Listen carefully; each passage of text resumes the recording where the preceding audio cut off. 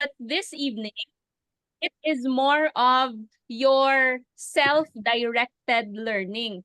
Kasi sabi daw nila, iba yung kung paano matuto ang mga bata kesa sa mga kagaya natin na hindi bata. So, in terms of adult learning, sabi daw, ang mas effective ay ang pag-facilitate ng speaker. So the knowledge will not come directly from the speaker themselves, pero manggagaling yon sa mga nakikinig. So this evening, I'm excited to be your facilitator.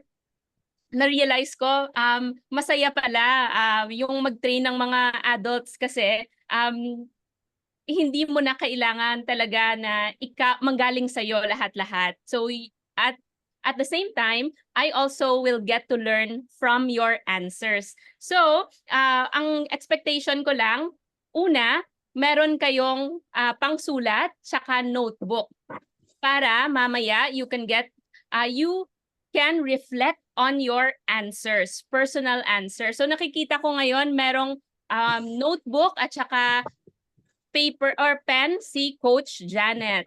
Kaway-kaway nga, Coach Janet, pakita mo nga ang iyong, yan ang gusto ko kay Coach kasi laging handa. So, sa inyo dyan, if your internet allows, thank you Coach Shaira, you can turn on your video as well para maging interactive tayo. Hello, good evening to everybody. Sige. So, sino sa inyo yung before I start, no, sino sa inyo yung naka-answer ng ating Wheel of Life? Meron ba naka-answer? I think may mga nagsabi sa group chat, Coach Mika, Coach Shaira, Coach Glenda, thank you very much. Sino pa yung naka-answer? I think Jo has answered it. Sa mga hindi pa naka-answer, maybe mamaya we can give you mga 1 minute to answer. Sige, dahil gagamitin natin yung mga sagot nyo doon. So let me just move on to our topic this evening. Okay, nakikita ba? Nakikita? Okay. So if you ask me kung ano yung mga topics na gusto kong i-facilitate to adults, ito talaga yung gusto ko yung pag-design ng life purpose. Ano ko talaga yan? Aside sa binabasa ko yung topic na to, I enjoy talking about it. So thank you for giving me this topic. It's about perceiving and pursuing your path, creating and achieving your meaningful life goals. By the way, sabi ni Coach Shaira, consecutive na 2 weeks ako yung trainer. 'Di ba pag iisipin mo paano mo yan ko-compress sa time mo kasi matagal gumawa ng PowerPoint presentation. May na-learn ako sa TikTok. Ano pala yung ChatGPT tsaka yung Canva, they are now linked. So, pwede ka nang mag-login sa iyong ChatGPT and you can create a prompt, parang instruction to ChatGPT, and then you link that to Canva, tapos gagawa na siya ng iyong presentation. So, although hindi siya, of course, the content you need to edit, pero at least yung mga pictures na customized na para sa'yo. So, ngayon, mas nagiging madali pa yung paggawa ng mga modules kagaya nito. So anyway, recently, meron akong nakitang isang content creator sa YouTube at I've been following his channel for I think since last year. Tapos yung mga old videos niya talagang pinopromote ko din sa iba. Kasi feeling ko naka-relate ako sa mga values niya, and isa sa mga gusto niyang gawin is to help people find their purpose in life. Kaya yung mga content na andito ngayon sa aking training ay kinuha ko doon sa mga videos niya. So mamaya mas ipapakilala ko pa siya sa inyo. So let me begin. Okay. Siyempre, pag pinag-uusapan yung mga anong gusto mong makita sa life mo, ano ba yung gusto mong maging, hindi sa lahat ng panahon we can come up with an immediate answer. There are moments in our lives na we feel lost. Sino dito sa inyo yung at one point in your life, really, you felt lost? Yung nasabi mo sa sarili mo na, tama ba 'tong pinagagawa ko? Nasa tamang landas ba ako? Sino yung naka-feel nun? Naka-feel din. Actually, halos lahat. I think si Jo, 20, ay, anong age mo nga ngayon, Jo? 19, coach. 19. So, are you familiar with yung mga quarter life crisis, mga midlife crisis? Narinig nyo na ba yon? I think you have. So, usually, sa mga human experiences, when we reach certain age range, nagkakaroon tayo ng tinatawag na crisis. And the common theme during the crisis is, tama ba yung ginagawa ko ngayon? Para ba sa akin to? Or is it okay na I feel lost at 25 years old, at 50 years old? So it's normal. But you can ask yourself, or we can ask ourselves, bakit kaya? What are the possible reasons that we feel lost? Sabi sa nakunan ko ng content, meron daw 3 possible reasons. First, hindi natin alam kung saan tayo papunta. Meaning, we don't know our destination. Saan ka papunta? Pangalawa, possible reason na we feel lost is hindi natin alam kung asan tayo ngayon. Pwede yon. Location, saan ka ngayon? Or we feel lost because we don't know how to get to the destination. So pwede nating i-explore to, ang tatlong ito. Baka makita nyo yung sarili nyo. Sa first, maybe you're confused. Saan ba talaga papunta? Or maybe mas makaka-relate ka sa location. Hindi mo alam kung nasan ka ngayon, kaya hindi ka makapunta sa iyong destination. And maybe you know your destination, you know where you are, but maybe the pathway, kung paano pumunta doon, yung hindi pa clear sa'yo. Sige. This is where our exercises will start. Sabi ko nga kanina, I will not be the source of the answers, but you will be the source. Okay, let's start with number 1, finding your destination. Okay. Siyempre, very broad yung destination. We can divide this topic into several areas para mas ma-imagine natin. The first area na pwede nating tanungin yung sarili natin kung saan tayo papunta is through the lens of service. Sige, serve the world. Meron ako ditong 3 prompts. I will give you, let's say, 30 seconds to read them silently. And then, please choose one. Okay? Please choose one. Your 30 seconds starts now.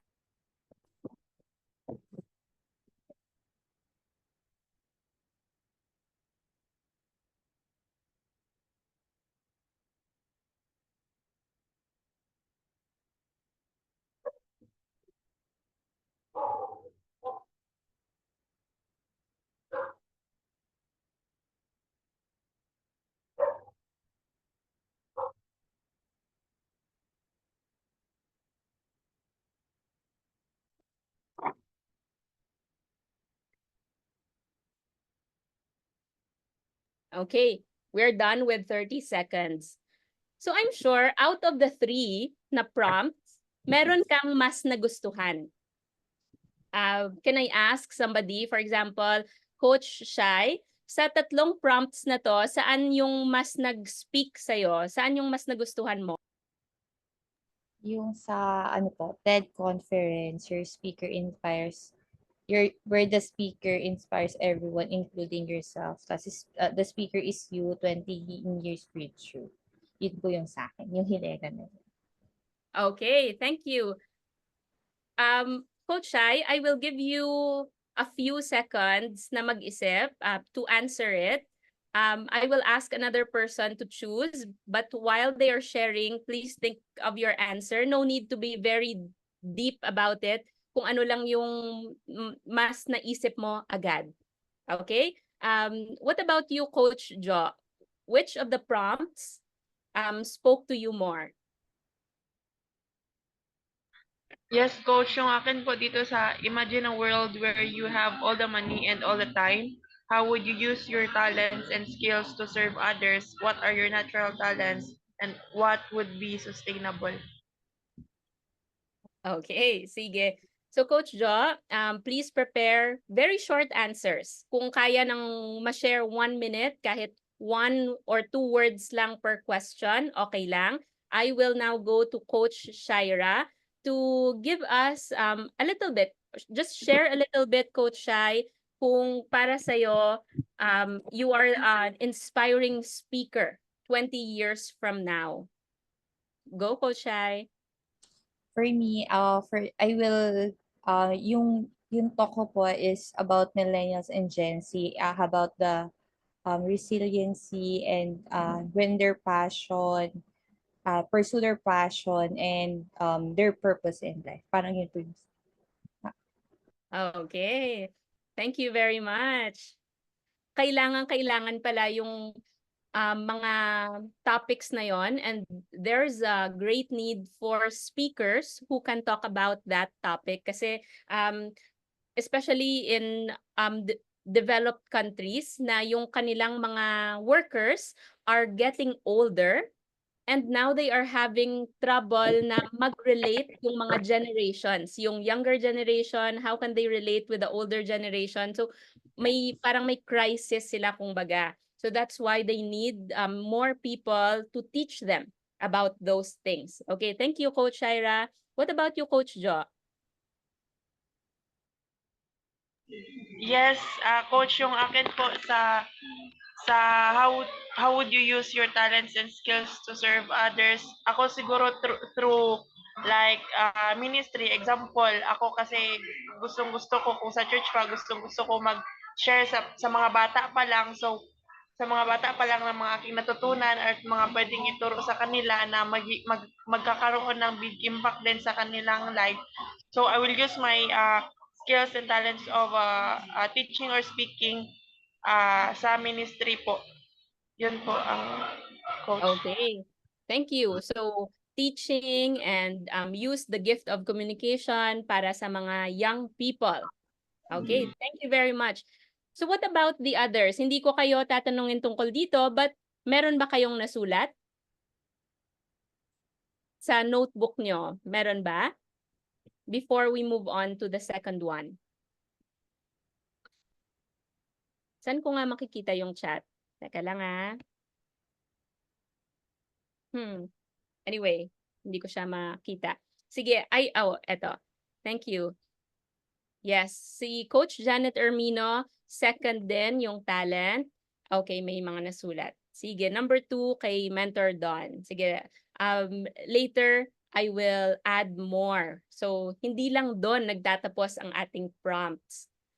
Aside from serving other people, in order to get to know our destination, minsan kailangan nating kunin sa picture yung ating takot.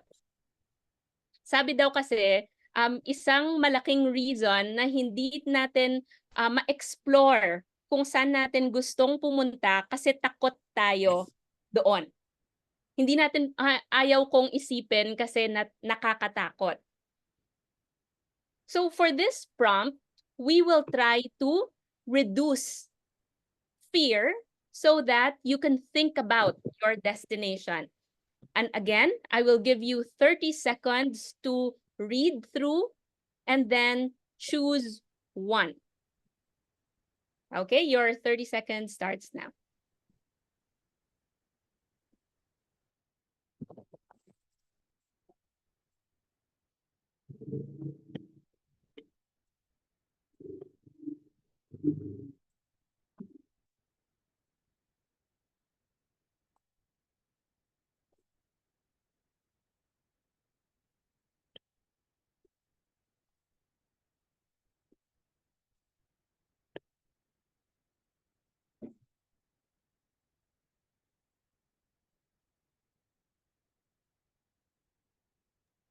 Okay, 30 seconds is up. Nung nakita ko to, yung mga prompts na to, parang I realized na marami sa mga reasons ko for not doing things in my life dahil dito. Mostly dahil natatakot akong mag-fail, natatakot akong ma-reject, natatakot ako na it will not work and I will just waste my time. So what about you? Sa iba naman, no? Saan dito yung prompt, pili ka, yung nasa left, nasa gitna, or yung nasa right? Saan dyan yung mas nagustuhan mo? Coach Janet? Hello, Coach Janet. Ano dito, Coach, yung nagustuhan mo sa tatlo? Ayan. Sa akin po yung yung number 3 ba to? Yung destination. Yung deferred dream? Deferred dream, opo. Deferred dream. Okay. Coach Janet, balikan kita. Tanungin ko din yung other Janet. Other Coach Janet, ikaw naman. Ano yung nagustuhan mo dito sa tatlo, Coach Janet? Ano po, on yung microphone. Okay, Yes. okay na po. Yes. Dito po ako sa gitna. Okay. What would you do? What would you like to do? Kahit Even if you knew you would fail at it. Yes. Okay. Coach Janet, balikan kita sa fail-proof dream prompt. Punta muna ako sa unang Coach Janet. Coach Janet, can you share a little bit? Kahit 1 or 2 words lang per question. Ayun po. Sabi nga dito, what's one dream you've always had before, I had but never pursued? Siguro yung to be fully independent. In terms of having my own place. I mean, yung talagang independent, literal. Ganun. Kasi parang nung nag-abroad ako, hindi ko naisip na gusto ko rin ng house na sarili. Parang kasi may parents naman, kasi single naman ako. Pero as time goes by, na-realize ko na need pala yun. As a mature person, diba parang yung dumadating yung time na ka na pala, nag-iiba yung outlook mo sa buhay, ganyan, hindi na align sa outlook ng parents mo na nagpalaki sa'yo. Sabi ko, ay, ganun pala yun. So, dapat pala nung nag-abroad ako, kahit na yung having my own place, parang ganun. Okay. What is Yeah. stopping you from pursuing it? Ayun, ngayon, so sabi ko, medyo may edad na, no? Kaya pa ba? Pero, dinala naman sa'yo sana, so possible pa rin. Ang nag-stop sa akin, parang, what if, pag wala na ako sa poder nila, kaya ba ng parents? Parang ganun. Kaya Yeah. ba nila, both senior kasi walang kasama, yun lang po yung nag-stop. Parang, Okay. paano, pag wala na ako, sino nang gagawa ng mga, mga ganun, gagawa ng mga kailangan gawin. Thank you. Yun po. Wow, yes. Nasulat mo ba yan, Coach Janet, yung mga naisip mo? Nasulat Opo. mo ba? Okay. Yes, pwedeng balikan yan, Coach Janet, kasi alam ko mas malalim pa dyan, marami pa yan. So thank you for sharing that. And Coach Janet, for you naman, ano yung gusto mo na kahit alam mong mag-fail ka, gusto mo sanang gawin? Yung umakyat po sa bundok at saka Okay. yung mga laro na alam ko na mahirap pero ginagawa ko hanggat gusto ko kasi ma-challenge ko yung sarili ko na kaya ko ito, nakikita ko, kaya ko rin yan. Mhm. Gaya ng anong sport po, Coach Janet? Halimbawa, yung laro ko talaga yung softball, yung may bat. Okay. Tapos volleyball, mahilig ako lumukso. And then mountain climbing po, yung pag-akyat sa bundok. Nakaakyat na po kayo? Umpo dito sa Bulusan Lake at saka yung sumakay sa zipline. Naka-try kayo before sa zipline, di pa? Nakatry na po, 2 beses na. Gusto niyong ulitin? Pwede pa. Kaya pa yun. kahit na nasa 70s na tayo kasi Okay. nagawa ko na nga twice. Di how much more na hindi ko magawa ulit-ulitin pa yan. Zipline na yan. Naririnig ka ngayon ni Coach Glenda, tapos sabi niya dito, pwede ka daw isama, Coach Janet. Okay, kasama ka na. Okay, pwede po. Thank you very much. So, na-notice nyo ba na yung mga answers natin in terms of reduced fear, may iba na kagaya nung unang Coach Janet, more of mga relationships, independence, pero meron namang gusto natin ng more adventure sa life. Yes. Pwede pala yon. Yes. Pwede po yun. Kasi ako, alam ko, in between kaya ako ng dalawang brother ko.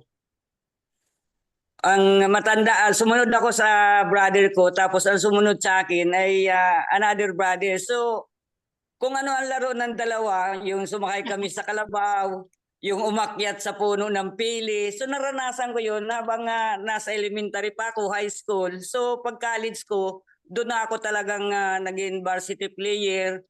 Tapos, nung nagtatrabaho, yun magkaroon ng zipline. So, ako, trinay ko yun. Pati pag-akyat doon sa wall climbing, yun na may mga bato. Trinay ko na kung kaya ng iba, why not na di ko yun makaya. So, Okay. na-challenge ko yung buhay ko na gawin yun. Okay.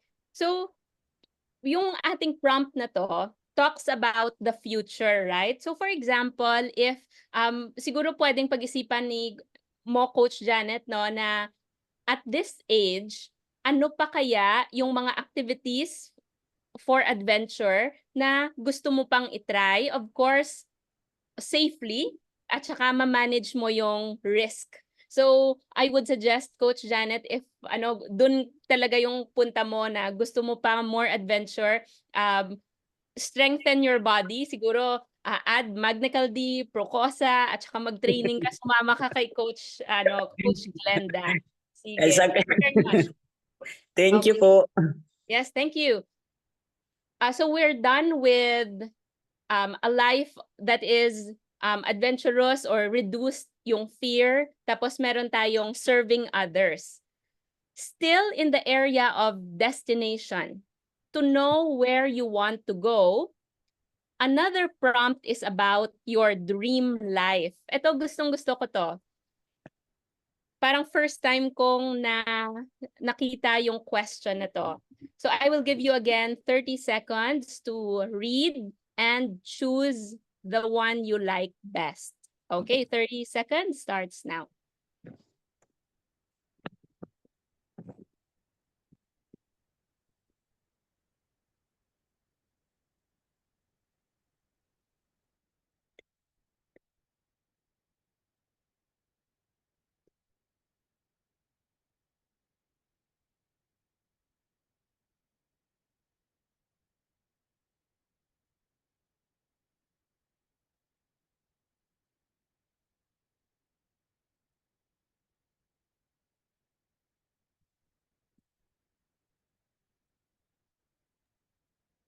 Okay. Gusto ko to. Sino yung pumili ng 1? Prompt number 1. Meron ba? Pag hindi ka pa nakasagot and you want prompt 1, you can unmute. Coach Glenda, thank you very much. Okay. What about prompt 2? Mentor Don, okay? I'll go first with Coach Glenda. Coach Glenn, pwede ka bang mag-share 1 to 2 things, your ideal Tuesday? My ideal Tuesday. Well, if ideal Tuesday ko yung, di ba, Tuesday is a work day. Yeah. So, yeah. So, ideal Tuesday for me is that, halimbawa, nasa hiking ka kasi nag-hike ka. Or like, nasa bahay ka lang with small garden. Tapos nag-garden ka na lang ng mga vegetables mo na para kainin mo. Yun yung ideal for me. Okay. Gusto mo bang sagutin? Who are you with? How are you spending your time? What makes this particular Tuesday perfect for you? Ay, boyfriend. Oh, kaso wala. Okay lang yan. Maniwala ka, Coach Glenda. Pag-pray natin. Tiwala lang. Kapit tayo, prompt lang to. Sulat lang to sa notebook. Okay lang yan. Yeah, isulat na. Sulat mo na yan. Thank you very much, Coach Glenda. Tama, for me, Monday and Tuesday yung pinaka busy na days dahil syempre pag may trabaho or if you're taking care of people na may mga trabaho or may mga pasok, Monday and Tuesday, talagang napaka-busy mo. But I love this question kasi nakaka-good vibes. Ano kaya yung ideal Tuesday na wala akong masyadong responsibilities na I have to, but more of I want to. Yung mga bagay na gusto mo lang talagang gawin, yun yung gagawin mo for a Tuesday. And Mentor Don, for the second prompt? Yes, for me, yung future self prompt. So, imagine you've achieved everything you've ever wanted. How have you changed as a person? For me, how I changed, pinakamalaking change na nakikita ko rito is yung I am a decisive leader in family, in business, in community. And yung alam mo yung mga leaders na very magnetic yung personality, very influential.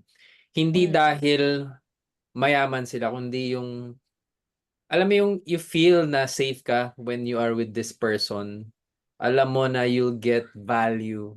No, may enrich yung buhay mo pag kasama mo yung leader na yan. So yun yung nakikita kong me, no, yung change in me.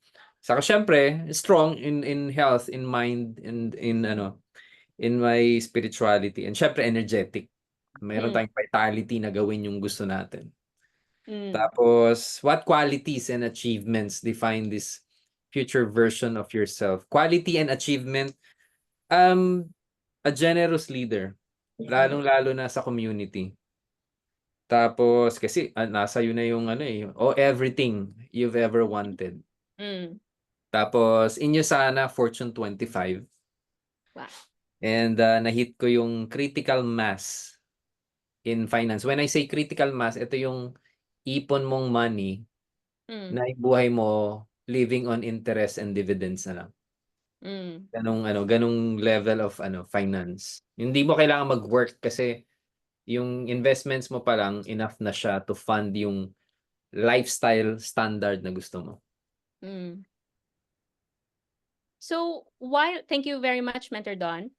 While we are listening to the answers of others, do you get the feeling na natututo ka kasi meron silang mga naiisip na maybe we haven't considered before? So for example, yung sinabi ni Mentor Don na I want to live off of financial surplus na yung mga dividends, yung mga profit na lang from the business na na-build mo dati, yun na yung bumubuhay sa'yo. So if we haven't considered that, this is the good chance for us na isulat if you want that for yourself as well. So okay lang magkopyahan ng mga vision, ng mga dreams dito, no? Kasi what I learned is minsan yung size ng dreams natin nakadepende din sa mga kasama. So kung sino yung mga palaging kasama at ano yung mga dreams ng taong kasama natin, usually doon din yung mga dreams natin. So now na may mga kasama tayo na mataas mangarap, it inspires us na okay, pwede pala yon, pwede ko palang ipangarap din para sa sarili. Sige, thank you very much, Mentor Don. So that's our dream life. Don't worry, marami pa ha. Lahat tayo makaka-answer. So those are destinations.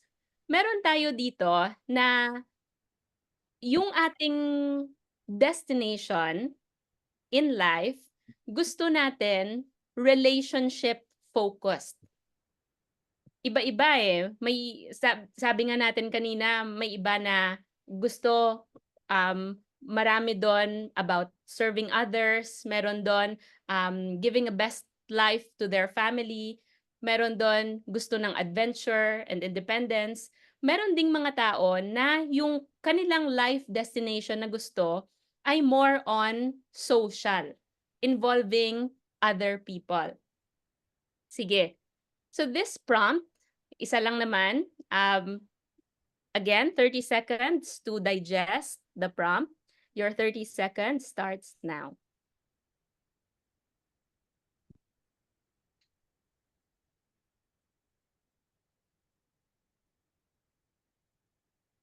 I'd like to clarify. So yung question dito, if you were an amalgamation of 3 to 5 people you admire, ang meaning nito, kung pagsasama-samahin yung 3 o 5 role model mo,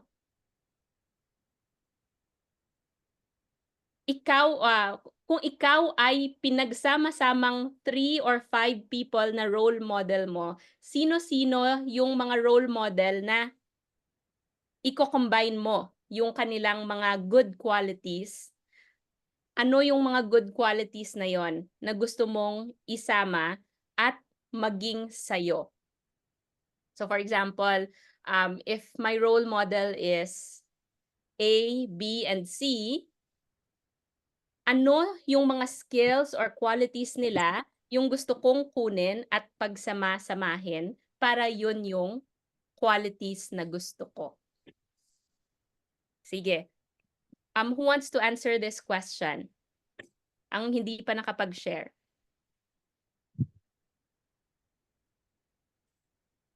Coach Mika or Mentor Rachel, gusto niyo bang kunin to?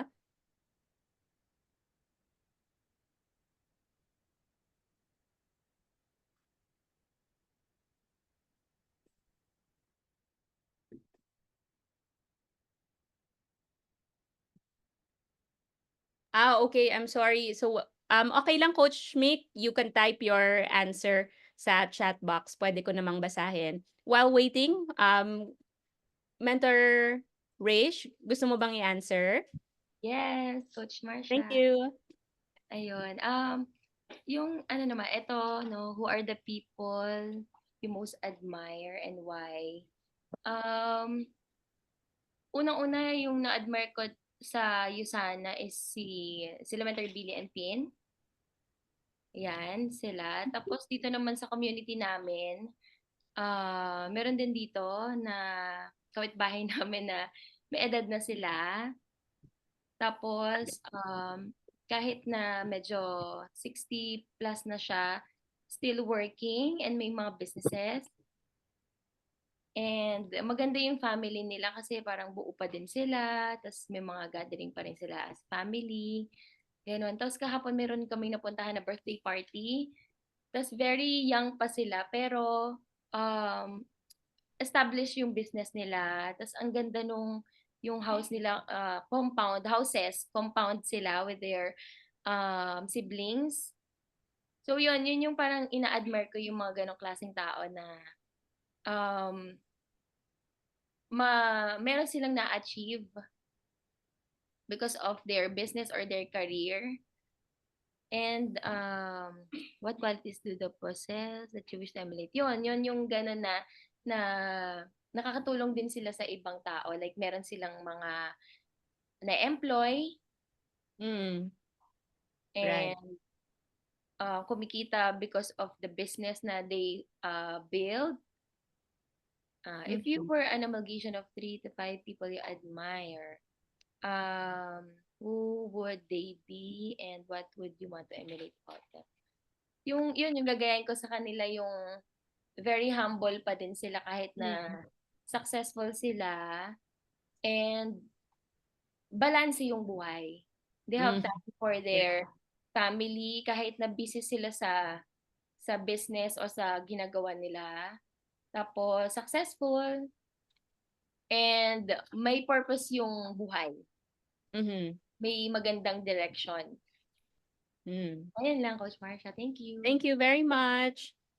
So, we notice na pag yung focus natin is family, 'di ba parang nag-iiba din yung ating destination. So, the reason, yung nakita ko sa answer ni Mentor Rachel, although financial yon, pero for the good of the family. So, because successful sila sa finances, they have more time for their family. And along with that, yung mga characteristics like humility. Sige, thank you very much, Mentor Rachel. So now, we have answered yung 4 na areas when it comes to destination. So now, you will see na when it comes to destination, pwede palang you have a destination in terms of relationship. Meron ka palang destination na gusto when it comes to finances. Meron ka ding gusto when it comes to your health. So pwede mo na yun ngayon pagsama-samahin para makita mo kung ano yung destination mo personally. So meaning bawat isa sa atin meron tayong iba't ibang sagot. And let me just read for Coach Mika. These are the 3 people na role models niya and the qualities na pagsama-samahin, ito yung gusto ni Coach Mika na maging. So first, Mother Teresa, woman of love and service, sacrificing her comfort in serving God. Helen Song, strong leadership, confident, risk-taker, family-loving, fit and healthy lifestyle. And Chris Uy, gentle, loving wife and mom, independent, fit, neat, and healthy lifestyle. So parang may theme, no? So there's health, there's finances, and there's spiritual na din. Thank you very much, Coach Mika. So now, take time to look at all your answers. So I know na kahit hindi kayo nakapag-share sa lahat ng areas, meron naman kayong nasagot. I will give you about 1 minute para mag-create ng, let's say, summary. 1 to 2 sentence na summary ng inyong sagot. Ano kaya yung mga theme na nakikita nyo na paulit-ulit na lumilitaw sa sagot nyo? Kasi yun na yung mga bagay na talagang gusto mo. Hindi na yon yung gusto ng iba para sa'yo. Pero usually, pag paulit-ulit na yun yung sagot mo, yun talaga yung gusto mong destination. Personal na. So your 1 minute to make a summary of your answers starts now.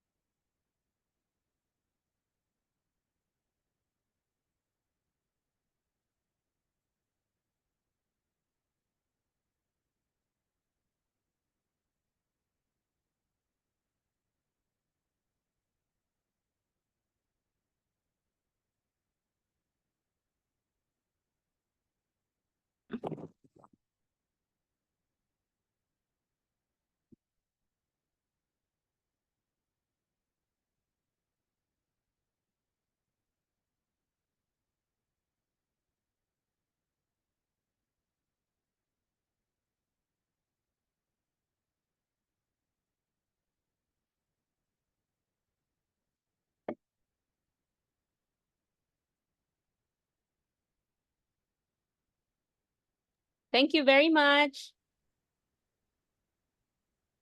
Sige.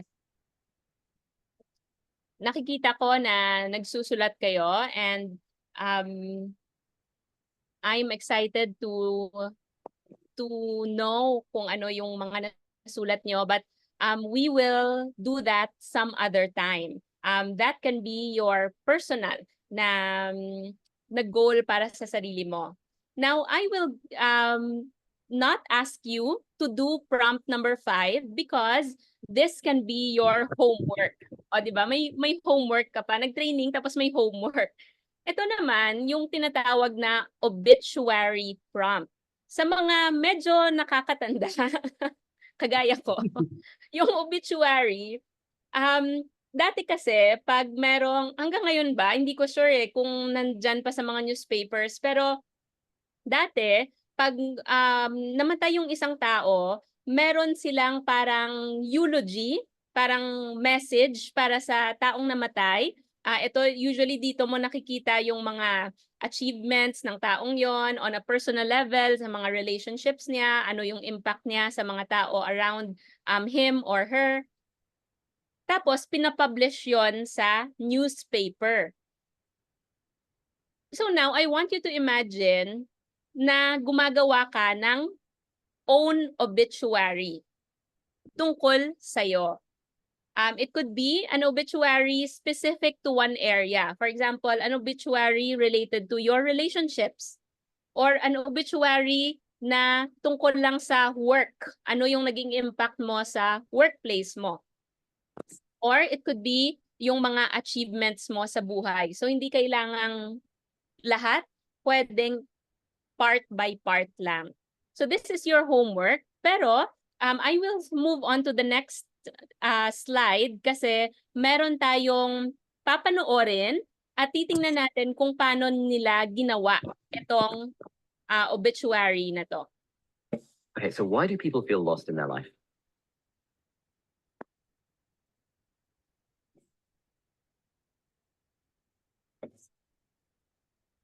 With relationships. So what sort of stuff? Just give me a... Okay.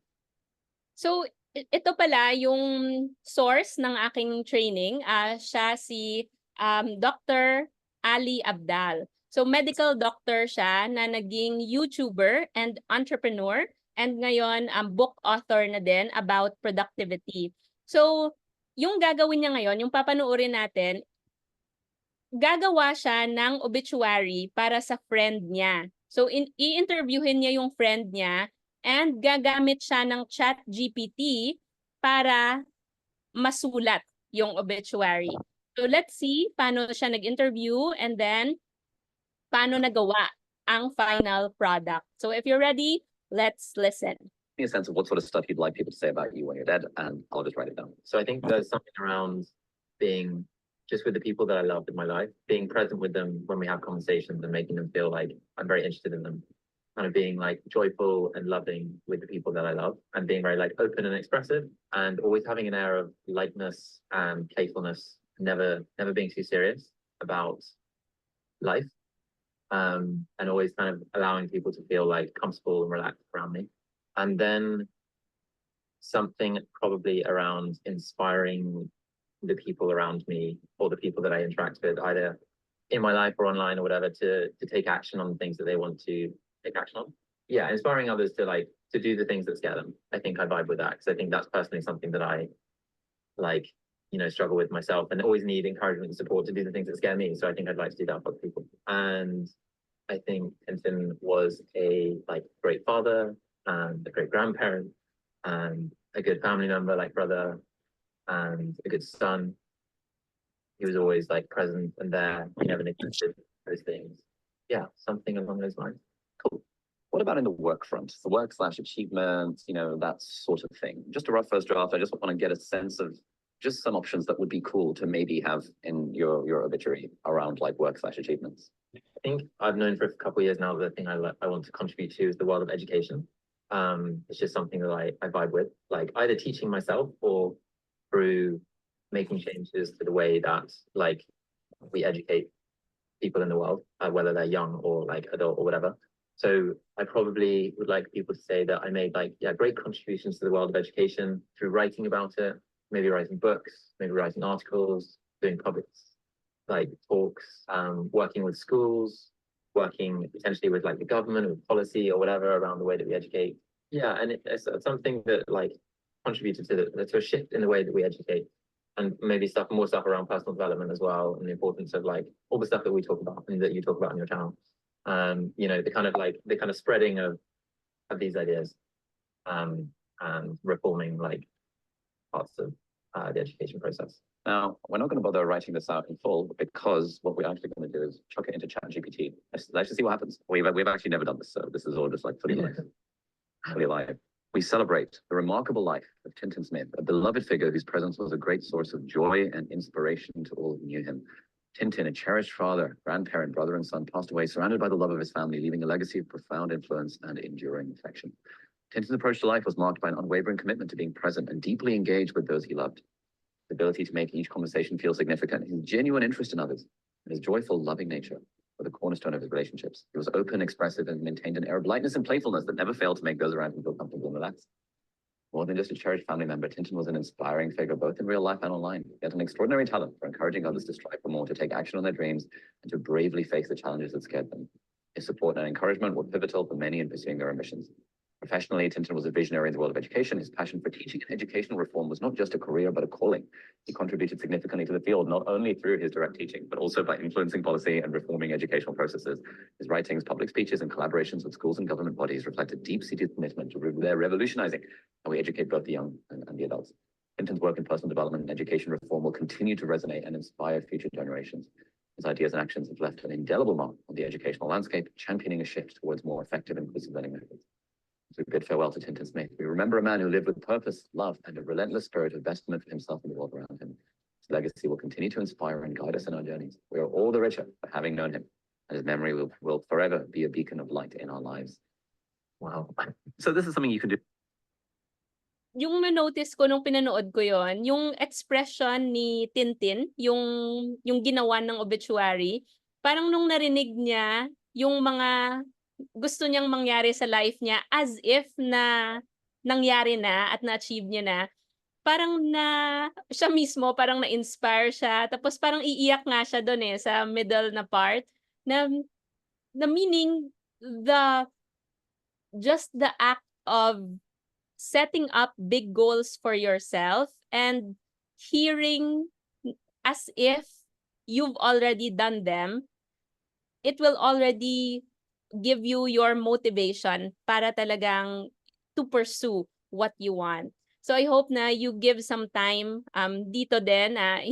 Nakita niyo ba yon? Hindi na kailangan na ikaw talaga sumulat ng lahat-lahat, but you can use technology like ChatGPT para gumawa ng homework mo para sa'yo. Wala naman tayong dito, grades. Sige. So we're done with the first part, yung destination. I think this is just the last 5 minutes. Mabilis lang yung next part. Mabilis siya kasi pina-answer ko na sa inyo ito kanina. The purpose of the quiz, yung Wheel of Life, was to give you an idea kung nasan ka ngayon. Kumusta ka ngayon? I heard nakita ko sa chat na nagustuhan nyo yung mga tanong kasi mas specific ba, and ako din mismo nagustuhan ko yung mga tungkol sa relationships kasi nakita ko doon na in the area of relationships, yun yung kailangan kong i-improve. So although nakikita ko na maraming similar na score, pero meron talagang mga mas mababa. What about you? Ano yung mga nakita mo doon sa quiz? Maybe 1 or 2 things na may naisip ka or insight mo nung kinuha mo yung quiz. Or if you have a question, I think kanina sabi ni Coach Shai may question.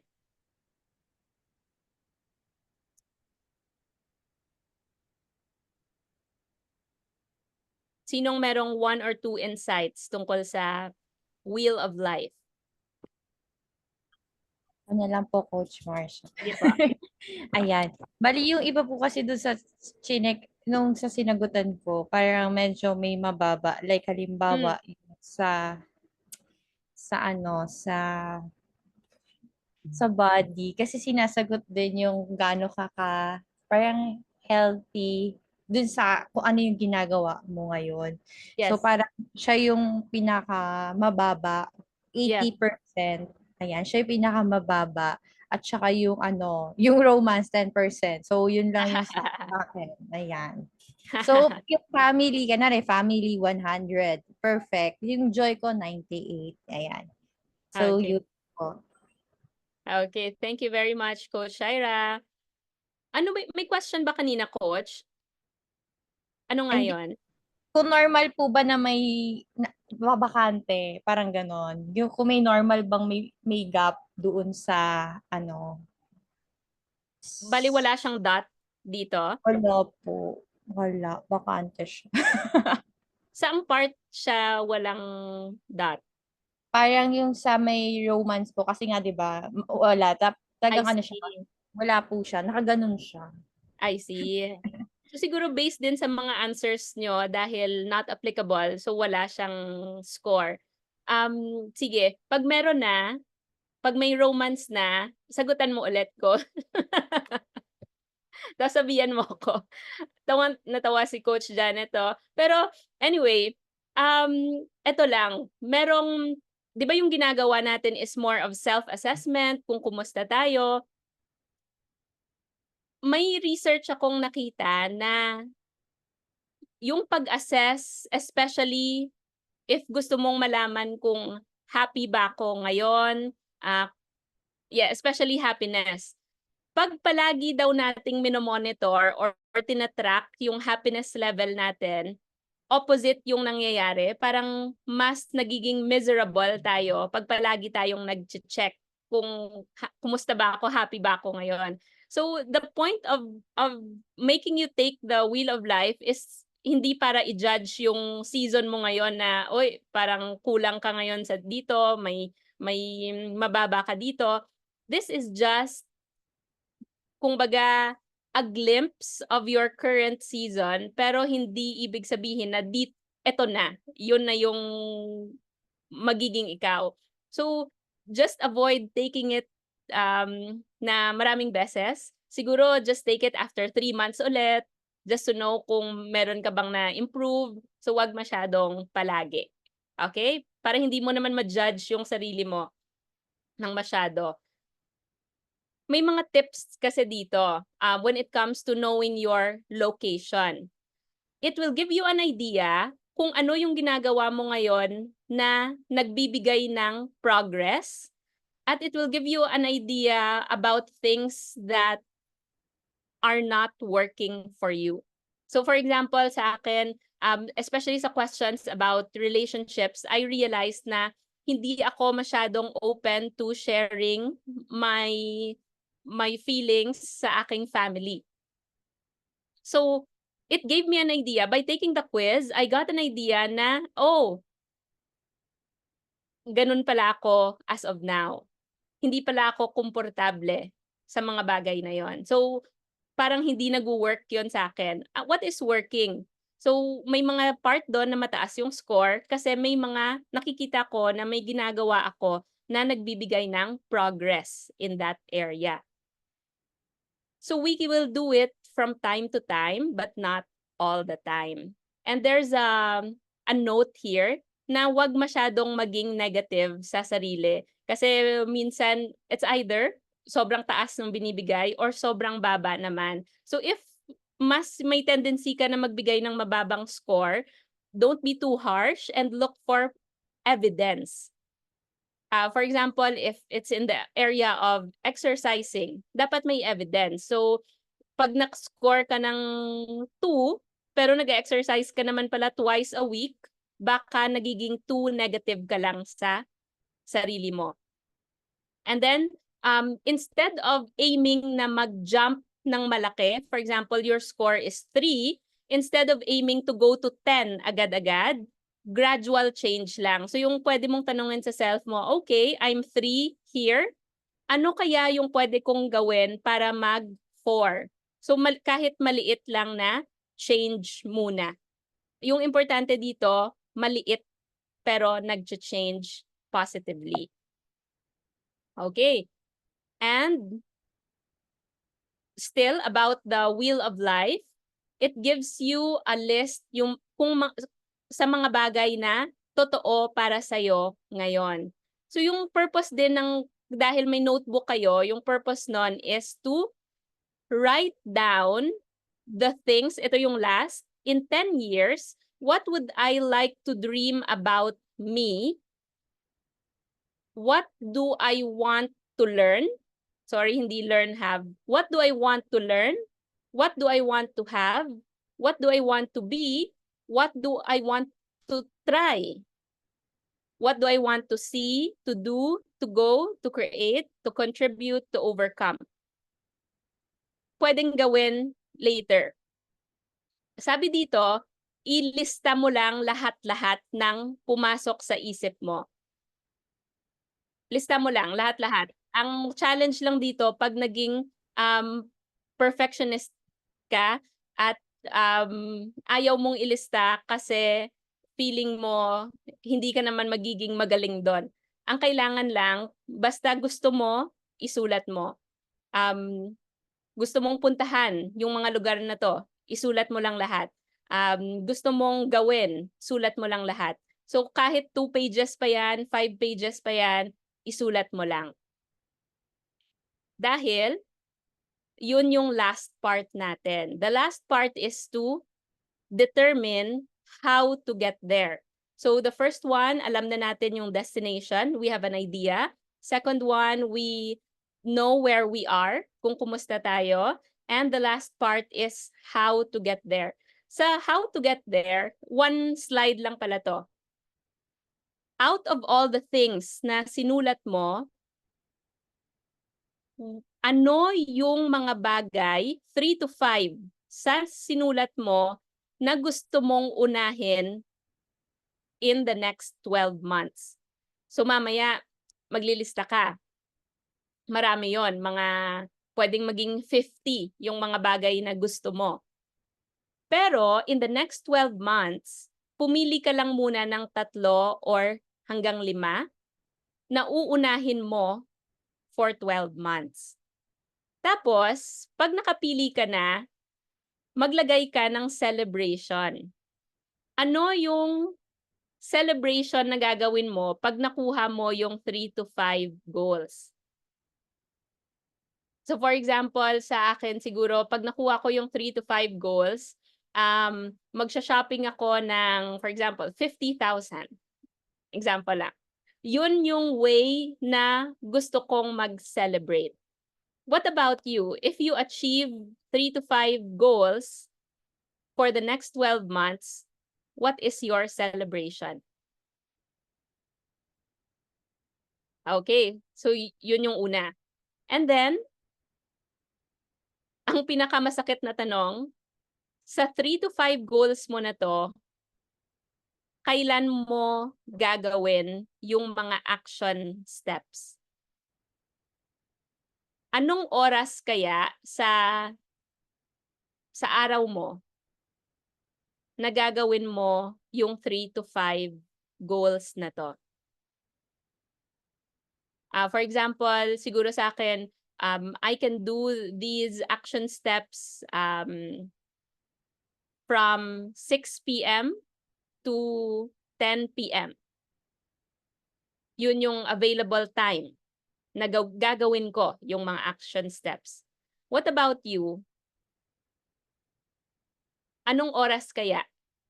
At anong araw yung ilalaan mo para gawin yung action plans?